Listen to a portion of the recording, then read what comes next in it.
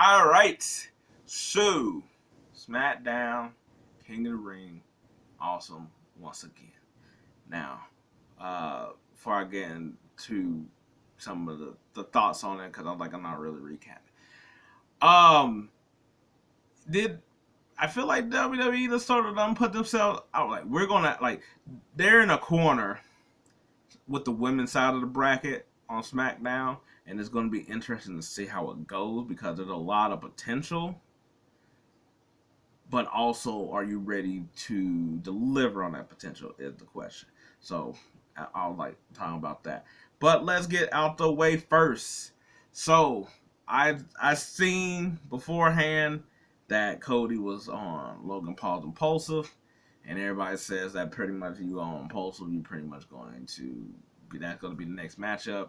I know there's some that don't make sense, but that's who we got today. Basically, got which is weird that they're going to really. I was like, they're lucky that one AJ is a really good wrestler, so him and Cody were going to put on that what had the potential to put on a bigger match, and they delivered. Uh, Same here. They're lucky that Logan is like a good drawing heel. I was like going against Cody, uh, and that should be a good match. And Logan Paul, while I was a little winded of him talking tonight, will be able to talk with Cody. The reason I'm saying that is because this time we didn't do a match to see who the number one contendership is. If it was, maybe I was like, was it last SmackDown? I don't think I watched last SmackDown, but I was like, I don't think it was. So this just happened. Um, so one, there's that. There's really no finding out a contender. This is just a contender. It's Logan Paul, which is cool, which is fine, but it's champion versus champion. So, and they alluded to having each other championships. So I'm like, what are they going to do here? Because Cody's not losing, so he's going to take the U.S. championship, and he's going to be. Is that what it is? Also, they said he's a fighting champion, and I'm like, yeah, but to me, when you say fighting champion, that means like Seth Rollins was a fighting champion. He fought on Monday Night Raw and the pay-per-views. Cody, they're like, you're a fighting champion. I was like, he just been fighting at pay-per-view. That's not really a fighting champion. They're just doing your damn job. Uh, there's a difference. But yeah, I don't. That's why. So there, that seemed like we're going to see how this develops. But I was like, it seems like there's another corner that they don't put themselves into. Just because I'm like, you're also not gonna have that be a DQ finish neither, or something. So I'm like, okay, cool. So Cody gonna get the U.S. Championship. This is how we have Logan do his whole like. I don't know, but I think it'll be a good match. I was like, it just bummed there was nothing to lead to it. But the reason I say that is because I was like, this promo tonight didn't do anything for me for really either one, but really Cody. And I'm just like, this is the type of BS stuff that everybody talks about, where it's like, like I don't think it's gonna be turned on Cody. I think it's just gonna be turned on the creative. Sort of like all like what happened to Kobe, where it's like it was more so of like the creative. I think more so than I was like, yeah, there might have been a little bit of like Kobe got how people sour, but it was also some of the story and the creative. And I'm like, right now, sure, but we'll see how the stipulation of the champ versus champ match goes, and we'll see it from there.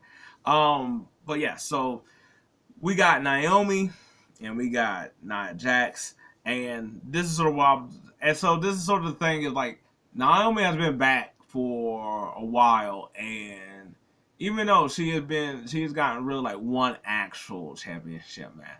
I was like, she won at WrestleMania, but she's been losing quite a bit, and I was like, look, I know everybody can't win, and you got to figure out who you could prop up and stuff like that.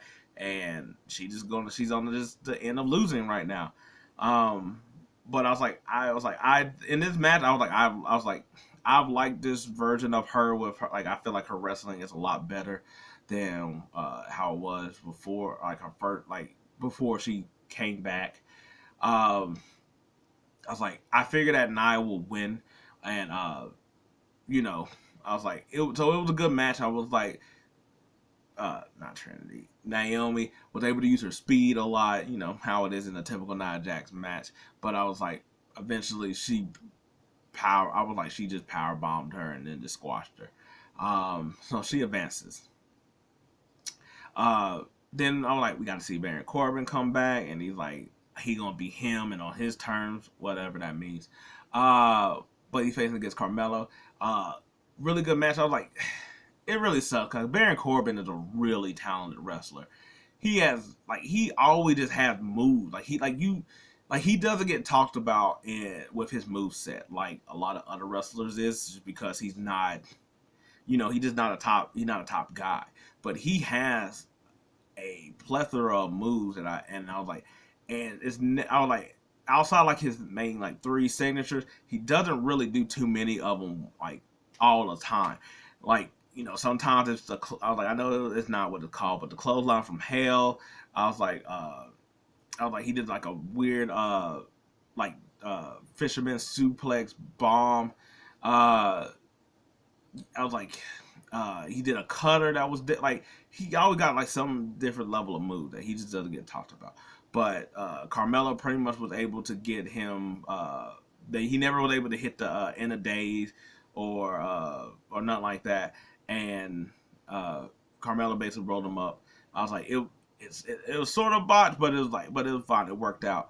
And I was like, what I thought is good that they got him on a roll up where he didn't really like. Yes, I was like, it's not clean against Baron Corbin, and I was like, so we'll see what Baron Corbin does. I don't really have any hopes that they're gonna really do anything with him. I think he's just gonna be a good hand. But I was like, to be honest, as of right now, it seemed like it's Carmelo's King of the Ring. I was like, I think he'd go good with him, considering that he basically like him. That's like his thing. Yeah, he seems like the one that would be able to get the coronation, basically, in all of this. I was like, and I'll get to the other one that could also be necessarily. I was like, I could, but I don't think they would. But I could see them doing that's like legacy pick. So then we got also in there, we got Jade Cargill and Piper Niven, and which was a really good match. I was like, they gave Piper enough offense to match. They didn't have Jade just like run through her. They actually did like some physical matchups with each other, where it was like strength on strength, because Jade, muscle woman, while Piper is a big girl. But it's a different type of like strength that you're trying to fight here. So after exchanging like a bunch of shoulders, I thought they did a lot of good spots of, Jay basically being able to pick up Piper with like pretty good ease, considering all things, because I was like, you trying to do a fast move. I was like, you don't have time to properly, But I was like, she kicked Piper right straight up in the mouth, MOUF. Yeah, no, I was like, and Jay was able to basically, I forgot the name of her move, but she was able to pick her up and land that, get the win. And as soon as she's leaving, Bianca music hit, because they the tag team champion. I was like, first of all, I was like, Jay comes out. I was like, first of all, when she was walking with the title, and then when she came out with her, I was like, she just has star. I'm not even gonna lie. I don't really say that a lot often, but I see it. I see it. I mean, other than looks, because there's some chocolate there. But then Bianca comes out, and she got Candice LeRae. And to be honest, this is the only one that I was like, I knew that was a pretty easy victory, because I was like, even like Michin versus Timothy Stratton, I was like, they didn't have like a little bit of beef, so I'm like, that's not going to just be an easy victory. I was like, I knew Piper Cargill wasn't going to be an easy victory. Nia and Naomi. Candice and Bianca, I sort of knew which is why they sort of gave Bianca the whole knee thing, which is like Seth with the knee. That's what her thing is nowadays. And it didn't really matter. Bianca pretty much still just pushed through it and beat Candice. Now, this is what I'll say is, she's going to beat, I was like, so Timothy's going to beat Michin. And because Tiffany and Bianca had a little quibbles and beef throughout here, so they're going. I was like, and also too, Michelle is also I think in the NXT like women's ladder match. So I was like, she's been in two things. Yeah, yeah. So this is the predicament that they're in. One is I think all four women, Bianca, Tiffany, Jade, and Nia, all can claim Queen of the Ring. And like you can make a case for all of them not just being not just presentation, but also being like the winner. Like you like, oh, they won, that makes sense. That's what I'm saying. Like from Tiffany, like her winning Queen of the Ring, can you see her being obnoxious with it? Yeah. I was like Nia at the same time and being like, I squashed through you all.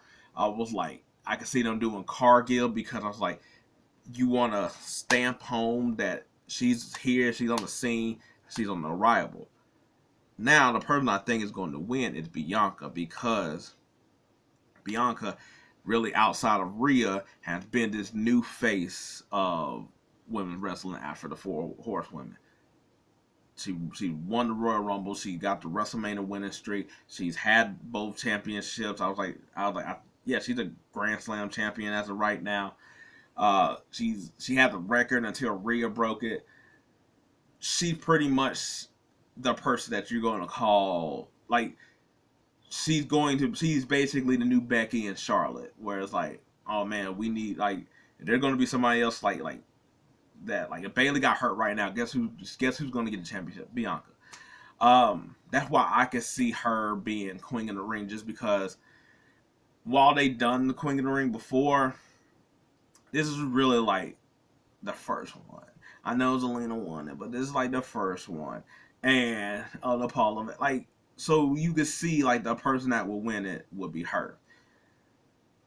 The reason they're in a corner is because like you can have Tiffany lose. That's not really that bad. I was like, especially because like if I think she's going to be Money in the Bank, so you can have her lose. But how do you do Cargill and Nia Jax? Just because do you want? I was like, Cargill had a loss. Do you want this to be her first loss? Do you want her? I was like, you got the matchup that everybody been waiting for since the Royal Rumble that people thought could have been at WrestleMania. Nia Jax, Cargill. You already gonna do that match? Okay, cool. Say Cargill wins. Bianca gonna beat Tiffany. You're already going to do that match as well too of a Cargill Bianca, not only tag team champion, so you're already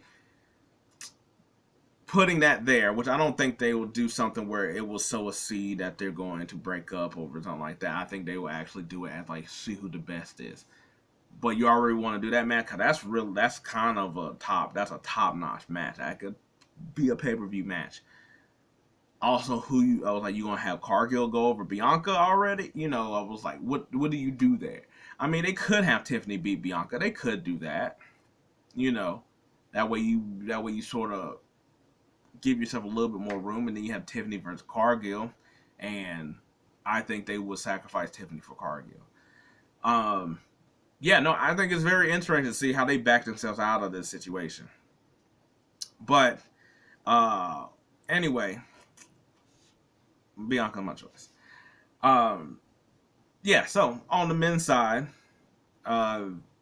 we pretty much it's finishing up. I was like, yeah. After that, I was like, I was like, we had Angelo Dawkins versus Tama Tonga. We had Solo basically telling Paul that Roman said, "I'm in charge. You're my wise man."